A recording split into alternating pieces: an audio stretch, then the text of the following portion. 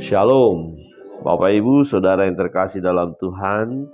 Hari ini kita bersyukur menikmati anugerah Tuhan, kebaikan Tuhan, ya kemurahan Tuhan, di mana kita masih diberi kesempatan menikmati kehidupan ini ya, walaupun memang seringkali saya katakan tidak selalu mulus, ada tantangan, ada pergumulan yang harus kita hadapi. Ternyata ada maksud Tuhan juga ya. Ketika Tuhan izinkan kita bergumul, Tuhan izinkan kita kesusahan, bahkan Tuhan izinkan kita ya menderita. Ya, ada kalanya juga Tuhan izinkan kita menghadapi sepertinya Tuhan tidak mengabulkan doa kita, Tuhan tidak perhatian kepada kita. Kok diizinkan satu hal yang tidak kita inginkan secara manusia terjadi? Bapak Ibu Saudara yang terkasih dalam Tuhan, ya dalam satu peristiwa Yohanes pasal 11 kita akan diberkati oleh firman Allah, di mana Yesus sengaja tidak datang, padahal Marta dan Maria sudah memberitahukan kabar bahwa saudara mereka Lazarus sakit, tetapi ya Yesus sengaja ya tidak segera datang. Bukannya tidak tahu persoalan yang sedang dihadapi oleh Maria dan Marta, tahu, tetapi memang Yesus katakan ya menunggu waktu, dan rupanya ada maksud Tuhan. Mari kita lihat Yohanes pasal 11. Yohanes pasal 11 kita lihat di sana.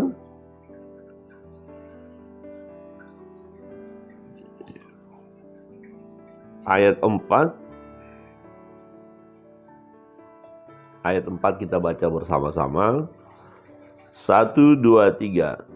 Ketika Yesus mendengar kabar itu, ia berkata, penyakit itu tidak akan membawa kematian, tetapi akan menyatakan kemuliaan Allah, sebab oleh penyakit itu anak Allah akan dimuliakan. Nah, ini tujuannya mengapa ya Yesus tidak bersegera datang setelah dia mendengar kabar itu. Ya, di ayat pertama berkata ada seorang yang sedang sakit namanya Lazarus ya, tinggal di Betania, kampung Maria dan adiknya Marta. Ya, di ayat yang ketiga, dan Lazarus yang sakit itu adalah saudaranya. Kedua perempuan itu mengirim kabar kepada Yesus, Tuhan, dia yang engkau kasihi sakit. Jadi sampai berita itu kepada Yesus, dan orang-orang ini adalah orang yang dikasihi Tuhan, baik Marta, Maria, dan Lazarus dikasihi Tuhan. Dia sakit. Tentu harapannya segera dong datang, sembuhkanlah. Masih ada kesempatan dia untuk disembuhkan. Mari datang. Tetapi apa yang terjadi Bapak Ibu? Di ayat 6 kita baca bersama-sama. 1, 2, 3. Namun setelah didengarnya bahwa Lazarus sakit, ia sengaja tinggal 2 hari lagi di tempat di mana ia berada. Ia sengaja. Artinya, kok ditunda sih datangnya? Kok ditunda sih pertolongannya? Hingga apa yang terjadi? Lazarus mati. Ya, kenapa harus mati dulu? Ya, kok nggak segera datang sih? Kalau kita melihat, ya walaupun dikatakan oleh Yesus kepada mereka, Lazarus saudara kita telah tertidur, tetapi sebenarnya maksudnya sudah meninggal. Ya, sudah tiada lagi, sudah tidak bernapas, bahkan sudah dikuburkan. Ya, namun itu adalah baik. Wah, ini kenapa ya kok penderitaan yang semakin hebat itu kok ada baik? Bahkan kedukaan yang dialami Marta dan Maria, bahkan kematian yang dialami oleh Lazarus adalah baik. Baik juga buat orang-orang lain. Baik untuk keluarga yang berduka, baik untuk murid-murid, baik untuk semua yang akan nanti kita lihat menyaksikannya. Ada apa? Ayat 14 dan 15 kita baca bersama-sama. 1, 2, 3. Karena itu Yesus berkata dengan terus terang, Lazarus sudah mati, Tetapi syukurlah aku tidak hadir pada waktu itu, sebab demikian lebih baik bagimu, supaya kamu dapat belajar percaya. Marilah kita pergi sekarang kepadanya. Adalah baik. Ya kita sih tunda ya, kata Yesus. Kita tunda itu baik loh. Ya, Yesus tidak segera datang itu baik, karena memang Tuhan Yesus punya rancangan yang khusus ya, rancangan yang terindah di mana murid-murid tidak paham, Marta Maria tidak paham. Tetapi Yesus berkata itu baik, syukurlah. Baik untuk siapa? Ya, baik untuk dikatakan, tetapi syukurlah aku tidak hadir pada waktu itu, sebab demikian lebih baik bagimu. Ya, bagi murid-murid ketika Yesus berbicara kepada murid-murid. Tetapi juga bagi Marta dan Maria. Bagi orang-orang waktu ada menyaksikan, nanti kita lihat peristiwa itu adalah baik. Baik untuk apa? Nah, tujuannya adalah jelas. Supaya kamu dapat belajar percaya. Percaya apa? Percaya akan kuasa Tuhan. Percaya akan kuasa Allah. Percaya kepada Yesus. Dan bagian ini kita melihat tahapan-tahapan di mana Yesus menyatakan dirinya sebagai Allah dengan perbuatan-perbuatan ajaib. Kita lihat bagaimana dia buat mujizat demi mujizat, kesembuhan demi kesembuhan. Jadi ada peningkatan. Dan pada bagian ini Yesus mau tampakkan dia membangunkan, menghidupkan orang yang mati. Nah, dengan tujuan tentu supaya orang-orang tidak lagi meragukan bahwa Yesus adalah Tuhan. Sebelumnya masih terus, dan memang nanti juga ke depan masih terus meragukan. Wah, ini bukan Allah, ini bukan Tuhan, ini berasal seperti kemarin kita bahas, dari setan, kuasanya dari Beelzebul ya, macam-macam. Tetapi Yesus membuat satu mujizat, akan kita lihat nanti. Dan waktu Yesus menunda kedatangannya adalah baik. Wow, Bapak Ibu, mungkin hari ini kita sedang berdoa, dan doa yang kita panjatkan adalah doa yang beberapa hari, beberapa bulan barangkali kok belum kunjung tiba. Mampukah kita melihat kebenaran firman Tuhan dan berkata, ini baik bagiku? Sebab Tuhan tahu persoalan kita, Yesus tahu pergumulan kita, Yesus tahu ya tingkat penderitaan yang kita alami, Yesus tahu jenis penyakit kita, Yesus tahu jenis pergumulan kita, dan tentu Yesus tahu juga untuk menolong kita. Kapan waktu pertolongan itu datang? Dia tahu, tetapi kita tidak tahu. Nah, berarti yang penting dari kita adalah tetap percaya. Supaya kamu dapat belajar percaya. Jadi peristiwa-peristiwa yang kita alami membuat kita semakin percaya kepada Yesus. Semestinya demikian. Amin. Apapun itu, persoalan apa, pergumulan apa, sukacita kah, duka cita kah, apapun itu, ketika Tuhan izinkan itu terjadi dalam hidup kita, dan kita mau belajar percaya, atau terus percaya, atau semakin mempercayai Tuhan, dan tidak lagi ragu-ragu akan Tuhan. Kita lihat waktu Yesus kemudian mau membuat mujizat ini, apa yang terjadi? Sesuatu yang tidak masuk akal ya. Tetapi adakah kita melakukan sesuatu yang tidak masuk akal ini? Mari kita lihat ayat 21. Ayat 21. Kita baca bersama-sama. 1, 2, 3. Maka kata Marta kepada Yesus, Tuhan, sekiranya Engkau ada di sini, saudaraku pasti tidak mati. 22. Tetapi sekarang pun aku tahu bahwa Allah akan memberikan kepadamu segala sesuatu yang engkau minta kepadanya. Kata Yesus kepada Marta, saudaramu akan bangkit. Wah, ini nih. Memang kita lihat bagus sekali ya. Pandangan Marta ini bagus sekali. Tuhan, sekiranya Engkau datang di sini, saudaraku pasti tidak mati. Jadi pemahamannya adalah kesempatan untuk sembuh, kesempatan sehat waktu masih sakit, waktu belum meninggal, ya. Tetapi dikatakan sekarang pun aku tahu bahwa Allah memberikan kepadamu segala sesuatu yang engkau minta kepadanya. Jadi engkau masih bisa lakukan itu. Namun yang diharapkan waktu Yesus nanti berkata bahwa akan bangkit, tetapi pandangan Marta adalah ya akan bangkit, tapi nanti. kebangkitan yang akan datang, ya.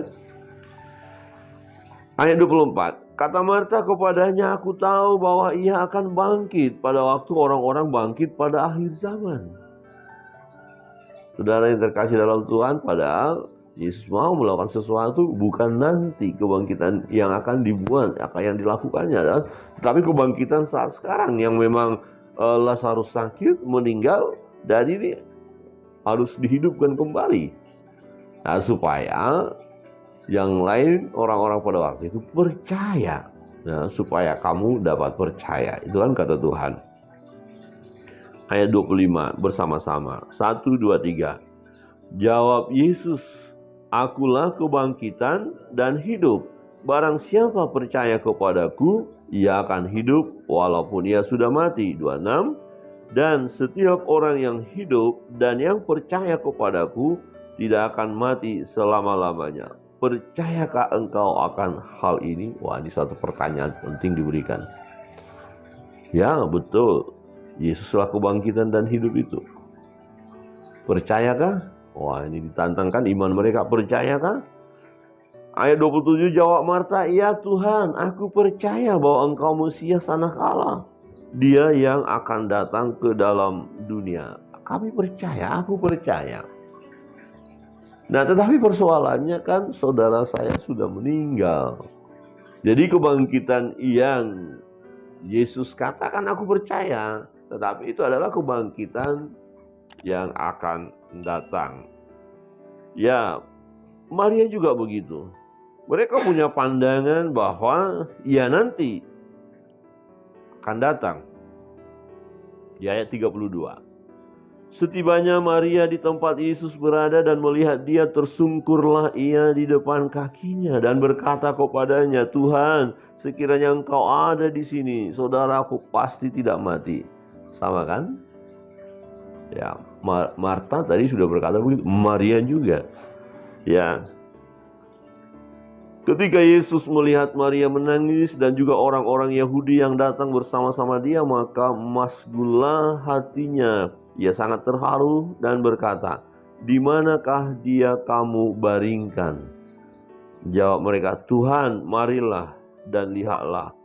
Maka menangislah Yesus. Kata orang-orang Yahudi, lihat betapa kasihnya kepadanya. Saudara yang terkasih dalam Tuhan, ya, Yesus merasakan apa yang dirasakan oleh Marta dan Maria, sedih. Nah, jadi kalau seseorang ditinggal oleh yang dikasihinya, ya karena yang dikasihinya saudara kah, sahabat, teman kah meninggal, kemudian menangis, ya itu lumrah, wajar, enggak ada masalah. Ya, jangan sampai ada ajaran yang berkata, udah jangan menangis, dia akan mati, masuk surga, sudah kita ketawa-ketawa saja sudah. Oh, enggak bisa begitu. Ini kan masalah. Betul, orang percaya itu meninggal akan masuk surga nanti, tetapi kan hubungan kita dengan orang yang kita kasih kan sudah susah. Ini hari ini dia meninggal misalnya, terus bagaimana hati kita? Kita tidak akan bisa ketemu lagi, kita nggak bisa bersama-sama, sedih kan? Jadi menangis boleh saja, tidak apa-apa. Jadi ketika kita sedang berduka, ya berduka saja, tetapi yang nggak boleh adalah berduka berlarut-larut, ya. Seakan-akan tidak terima kenyataan itu, nggak boleh itu, ya. Saudara yang terkasih dalam Tuhan, ini sesuatu perintah yang mau kita coba lihat, ini luar biasa. Ya mungkin saja kalau perintah ini diberikan kepada kita agak ragu-ragu juga. Apa yang Yesus katakan? Ayat 39. Kata Yesus, angkat batu itu. Angkat batu itu. Jadi kubur, ya ada lubangnya di dalam, masukin mayat, kemudian dia tutup dengan batu. Jadi nggak ditanam, dipendam, tapi ditutup. Ya seperti gua begitu, ya. Nah kemudian angkat batu itu, lepaskan batu itu, buka kubur itu. Wow, ini kan sudah meninggal. Marta berkata begini, ya, dikatakan angkat batu itu. Angkat batu itu. Marta, saudara orang yang meninggal itu, berkata kepadanya, Tuhan, ia sudah berbau sebab sudah 4 hari ia mati. Persoalannya begitu, ya, 4 hari sudah meninggal. Kok buka batu ini? Wah, lagi-lagi nih Perintah yang nggak bisa diterima dengan nalar ini.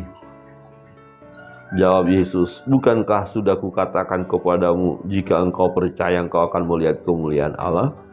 Ini penting bagi kita Bapak Ibu, saudara yang terkasih dalam Tuhan. Jika engkau percaya, engkau akan melihat kemuliaan Allah. Oh ya, saya mau melihat kemuliaan Allah. Gulingkan batu itu. Buka batu itu. Sudah berbau. Udah 4 hari. Jikalau engkau percaya. Wah, ini pergumulan berat nih. Maukah Marta, maukah saudara-saudara yang lain membuka batu itu? Sudah 4 hari. Sudah berbau. Tapi apakah kita mau melihat kemuliaan Allah? Kira-kira begitu. Ini suatu pergumulan. Oke, kalau kita mau melihat kemuliaan Allah, lakukan perintah Tuhan. Amin. Ya, coba katakan kiri kanan. Lakukan perintah Allah. Iya, maka akan ada kemuliaan itu. Kemuliaan Allah itu akan kita nikmati, kita akan lihat.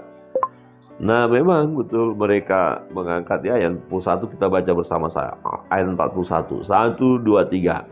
Maka mereka mengangkat batu itu, lalu Yesus menengadah ke atas dan berkata, Bapa, aku mengucap syukur kepadamu karena engkau telah mendengarkan aku. 42.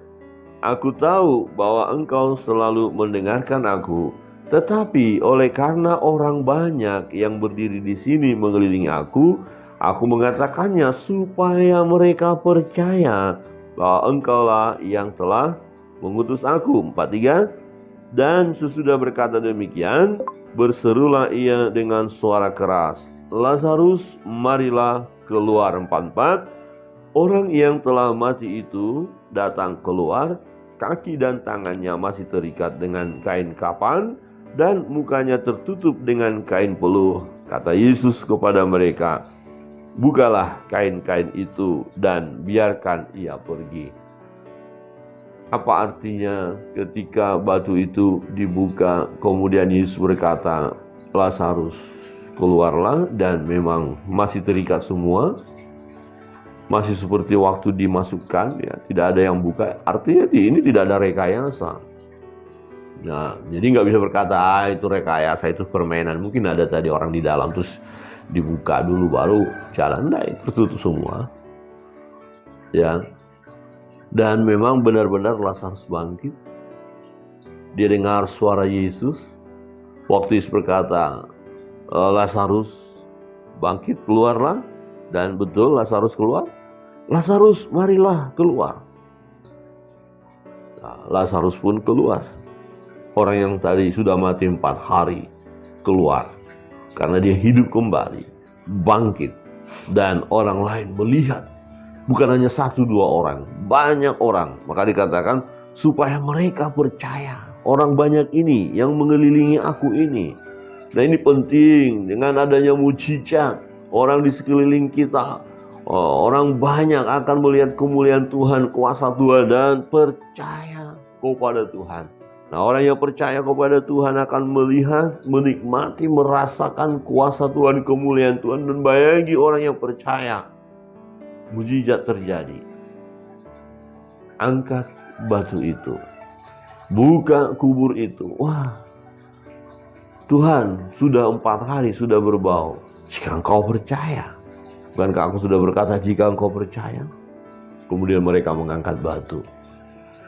Yesus berkata, Lazarus, keluar. Dan orang yang sudah mati itu, yang sudah 4 hari dikubur, dia hidup kembali. Dia bangkit, dia berjalan. Dan orang-orang di sekelilingnya melihat perbuatan Tuhan yang ajaib. Saudara yang terkasih dalam Tuhan, kebenaran firman Tuhan ini menolong kita ketika Tuhan izinkan persoalan, pergumulan, penderitaan, sakit, penyakit, bahkan kematian pun terjadi juga. Ya, ada maksud Tuhan. Ya, bukan berjalan begitu saja. Ya, tujuannya apa? Supaya kita melihat kemuliaan Tuhan. Yesus berkata, penyakit itu tidak akan mendatangkan kematian. Walaupun akhirnya mati, tujuannya apa? Karena dia yang mati itu akan dibangkitkan. Supaya melalui penyakit itu, kematian itu, nama Tuhan dimuliakan. Kita merasakan menikmati kemuliaan. Jadi, oh Tuhan, hari ini aku menderita, aku susah, aku sakit, aku sudah berdoa, kok belum Tuhan tolong. Kemudian kita bisa kecewa loh ya, kita mau putus asa, tapi jangan lakukan itu. Nah, kadang-kadang bisa kita kehilangan pengharapan, jangan. Tetapi yang kita lakukan adalah, aku tahu ada maksud Tuhan di sini. Aku mau belajar percaya. Aku mau terus percaya bahwa Tuhan sanggup menolong aku. Nah, kemudian ketika kita mendengar perintah Tuhan yang secara pikiran kita ini nggak masuk akal, percayalah, lakukan saja. Di sini kita belajar untuk melakukan perintah Tuhan, walaupun tidak masuk akal. Orang yang melakukan perintah Tuhan, dia akan diberkati oleh Tuhan. Orang yang melakukan perintah Tuhan, dia akan melihat kemuliaan Tuhan. Baginya terjadi mujizat. Saudara yang terkasih dalam Tuhan, apapun beban pergumulan kita, mari datang kepada Tuhan. Dengar suara Tuhan, lakukan. Angkat batu itu. Mereka mengangkat. Kemudian Yesus berkata, Lazarus, keluarlah. Dan terjadi mujizat. Kiranya kebenaran firman Tuhan menolong kita dalam setiap perjalanan hidup ini. Percayalah kepada Tuhan, sekalipun sepertinya bagi kita kok tidak ada pertolongan Tuhan. Atau dengan kata lain, sengaja Tuhan menunda. Sebenarnya tujuannya ada, supaya kita terus semakin percaya. Belajar percaya. Percayalah kepada Tuhan. Dia adalah Allah yang hidup, Allah yang berkuasa. Yesus adalah Tuhan, Yesus adalah Allah. Dan melalui peristiwa yang terjadi ini, tujuannya supaya orang-orang yang menyaksikan, Marta, Maria, dan saudara-saudara yang lain, supaya mereka percaya bahwa Yesus adalah Allah. Dia Tuhan yang berdaulat, Dia Tuhan yang berkuasa. Pun demikian dengan kita. Tetaplah kita percaya dan mempercayakan hidup kita hanya kepada Yesus, satu-satunya Tuhan dan Juru Selamat kita yang hidup. Tuhan Yesus memberkati kita, kita akan masuk dalam